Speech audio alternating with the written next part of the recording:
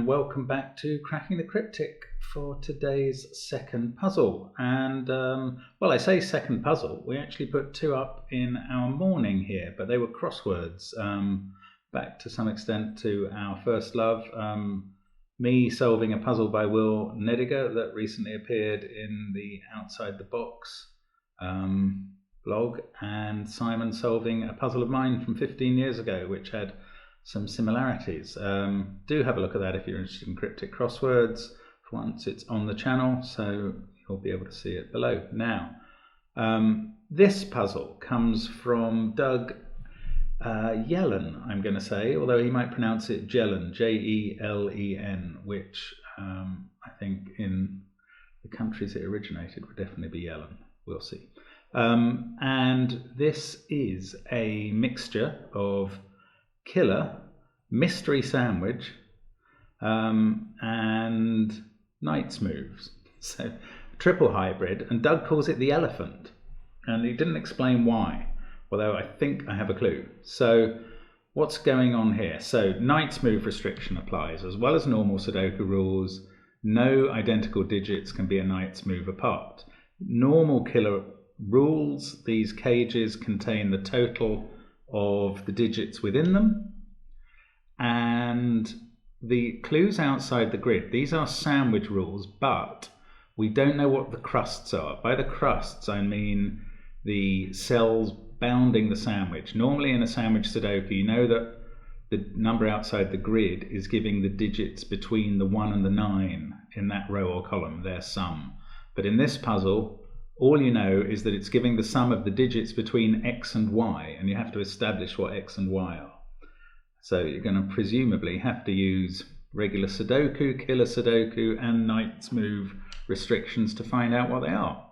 So despite those rules, the setter has told, sorry, not the setter, the tester, anagram there, has told me that the puzzle is not too tough. So unless Simon has got to him, I think we can trust that. And I will encourage you to have a go if, well, whatever your level of ability, have a go at this puzzle if you can understand the rule set, which isn't too hard, on the link below the video. And let's see how I get on. I might have completely blown that one, we'll see. But anyway, let's get cracking. So, well, we get a number of killer cages that are totally restricted. So we've got a pair here of 3 in 2 cells, and I think we all know that that means that 1 and 2 are in those cells. 4 in 2 cells has to be 1 and 3, and 7 has to be 1, 2 and 4. And I mean, already we can see that if we accept that 1 is locked into those 3 cells because they must be 1, 2 and 4, then it can't be anywhere else in the column. That is a 3, and we've placed a digit. Same here, 1 and 2 are looking at this cell, so that can't be 1. And we've got a couple more. This one can't be 1 now. We've got a 5 cage here, and we've got a 1 in the same column. So it can't be 1 and 4, it has to be 2 and 3. Now, what else can we do? That's quite interesting. I think the reason this puzzle is called the elephant is because one of the sandwich clues is far bigger than all the others. As you can see, 0, 8, 9, 9, 5, 40.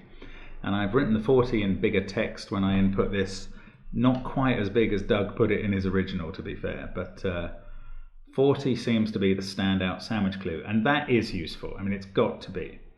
The point is that the numbers 1 to 9 add up to 45, as we've said a million times on this channel. Now, whatever is outside, whatever is inside the sandwich adds up to 40, and therefore the other digits in the row only add up to 5. And that can't be 3 different digits. It must be 2 digits, because you need to have these kind of crusts, these outsides of the sandwich. It has been pointed out that a sandwich is made of 2 bits of bread with a filling in the middle, but we use the term crusts. Can't help that now. So there are only 2 crusts. These must be the numbers, and they must add up to 5. And the only way you can do that from these possibilities is 1 here and 4 on the other side. So we've just discovered X and Y. They are 1 and 4. So everywhere we've got a sandwich clue. It's adding up what's between the 1 and 4. That helps us get that. We can finish this cage as well. We've got a 7 cage here that can't have a 1 or a 4 in it, so that's got to be 2, 5. And I mean, we've made significant progress. Now, let us not forget the knight's move rule, and I'm not joking like Simon was yesterday. It is important, so it does apply. 3 is looking at that cell by a knight's move, so we can disambiguate that box. That 2 is now looking up at that cell, so that carries on. Now what can this be? Well, that's interesting. It can't have a 1 in it because there's 1 here and here. It can't have a 2 in it because one of them is seen by that cell and the other is seen by that cell. But it could be 3, 6 or 4, 5. So that will be either that way round or that way round because we have a 3 and a 4 here. So let's do some, and we've got 2 and 5 looking at that cell. So it can't be 4, 5. So actually we know that that's 3, 6 like that.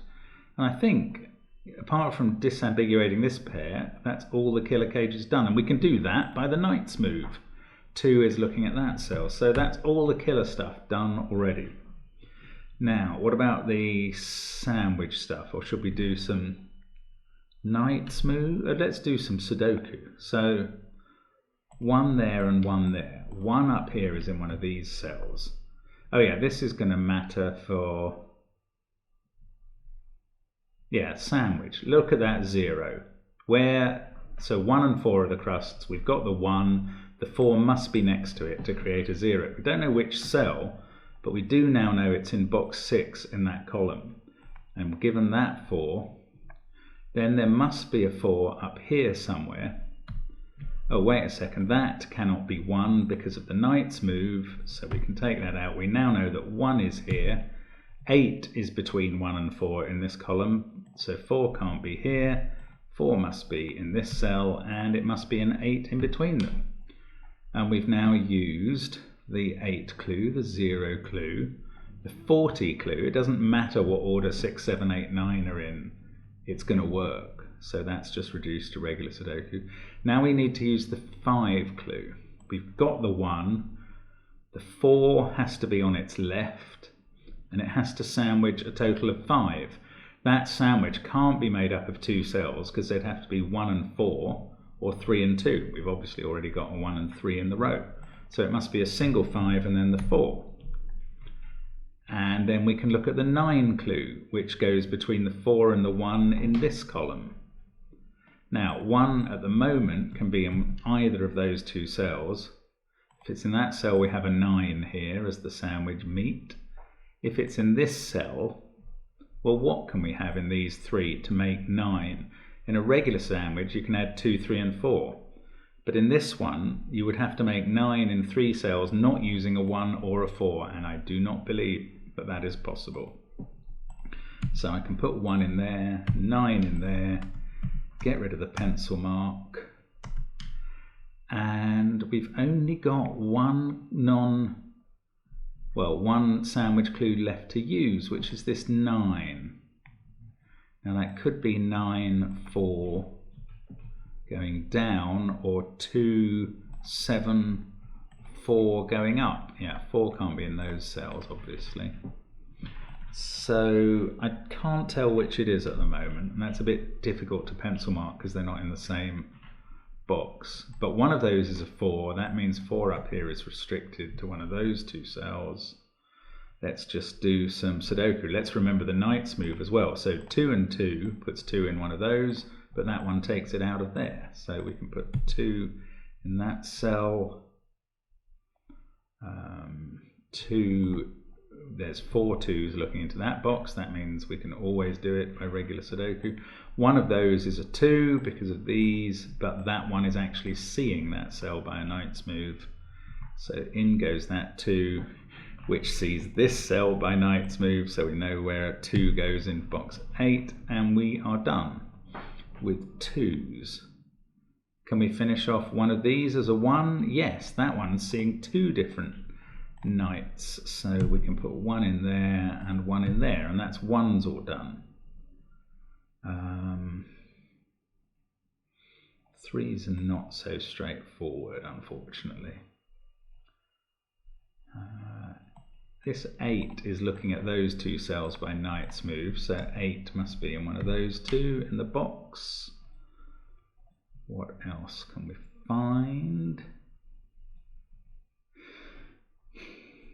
Not so easy to see the next move. Right.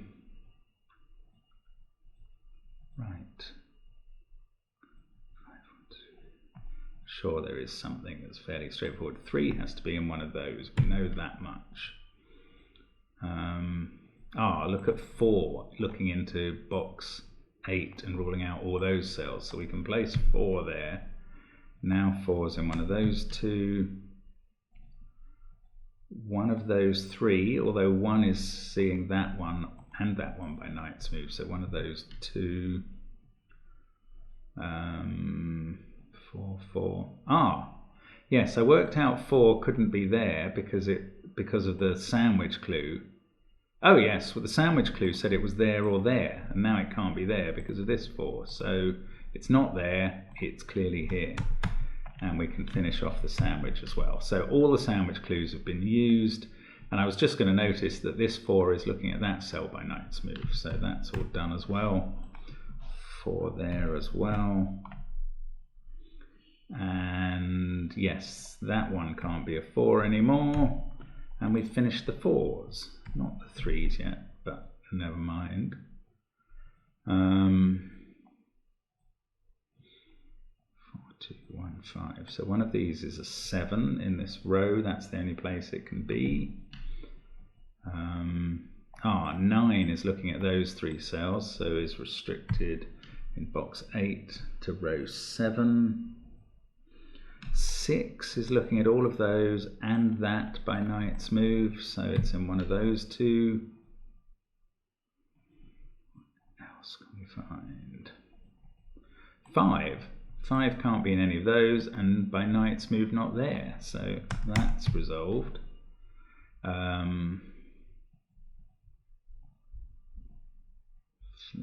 5 leaves a 5 in one of these. Haven't got as much help with the 5's as would be useful. But that 5's looking at, beautiful, yes, that 5's looking at those 3 cells and that one, so we can put it in here. 5 must be in one of those 2. I can't disambiguate those yet. Right, 5 there and 5 there. So 5 can't be here because of that. Must be in one of these 2 cells. Can't tell which one. And then up in this box, there's quite a few it can be in. So didn't manage to finish off 5's as I was hoping, but I've pencil marked all the possible 5's. Now 3 is looking at those 2 cells, so 3 in box 4 has to be in one of those 2. That rules it out of there.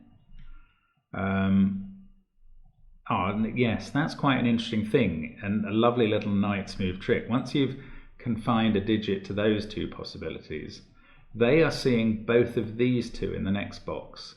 One by, so let's take it looking at this cell, which is the one that matters here. If one of those 2 in column 3 is a 3, then this cell cannot be a 3 because it must see either that one by regular Sudoku or that one by knight's move. So that's not a 3. The 3 here means they're not. So 3 is now restricted to one of these 2 cells. And given that 3, we can now place it in box 2. And it fixes the 8 there. It's going to give us an 8 up in the top corner somewhere. 3, 4, 9, 1, 2, 5. We've got a 6, 7 pair to go in here. 3, sorry, I pencil marked 3 into those 2 cells without spotting this 3, which actually resolves all of that. So that sorts that out. That places the 6, which fixes the 5. The 6 also resolves this 7, 6 pair. Now we've got 9 and 8 there. but I can't see the way to resolve them yet. We haven't got many of those digits in the grid. 9 and 7 in this column, yes, and there's a 9 looking at one of the cells. So they're resolved, which fixes the 8-9 pair. We can finish box 5. 7 and 6 to place down here. Neither of them caught by the knight's move thing yet, but remember that trick we learnt? 6 and 7 placed there. What can that cell be? It cannot be 7. So we'll take out the corner mark and put 7 in there. This is a naked single now. It's a 9, by which I mean it can see all the other digits in its row and column in this case. This one is 6 or 7. We've got 6 and 8 to place here, and one of them is seeing a 6 by knight's move. Puzzle's working very neatly together. Very well made puzzle, I think. 3, 8, 9's a triple there. What do we need in this column? 7 and 5. I don't... Oh yes, I was looking for knight's moves and failed to spot that 7 at the side of the grid, but now I've seen it, I can fill them in. That gives us a 5 here and a 6 here. 7, 6, 7, 8, 9 to place here. Oh, the 7's easy. In fact, so are the 9 and 8. We can finish column 8 with a 7, 5, 6 and 9 to go in. Now in this cell, it can see 9 by knight's move and 5 by regular. So that becomes a 6, 5 and 9. 5 and 8 up here, 3, 6, sorry about that, 9 and 7. These are all resolved now, if I could type the right number. And there we go. So sorry about that, pause for a coughing fit there, but this looks good. I'm going to remember to hit the check function. And it looks good to me. So there we go. That is Doug Yellen's The Elephant Sudoku. As I say, the elephant was the 40 clue. The elephant in the room was the question about which are the digits forming the crusts. And well done if you got that done. Not too tough a puzzle for today. I think that's an accurate analysis. So I hope you enjoyed it. And we hope to see you again tomorrow on Cracking the Cryptic. Bye for now.